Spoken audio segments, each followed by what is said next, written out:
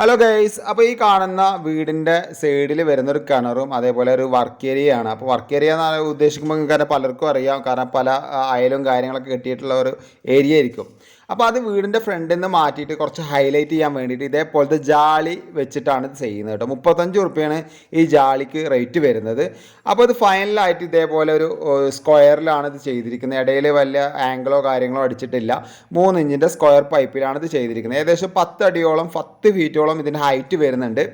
അപ്പോൾ ഇത് സിമെൻറ്റും അതേപോലെ തന്നെ കാവി റെഡ് പൗഡറും ഇട്ടിട്ട് മിക്സ് ചെയ്തിട്ടാണ് ഇത് വെച്ചിരിക്കുന്നത്. അത്യാവശ്യം നല്ല സ്ട്രോങ് ആണ്.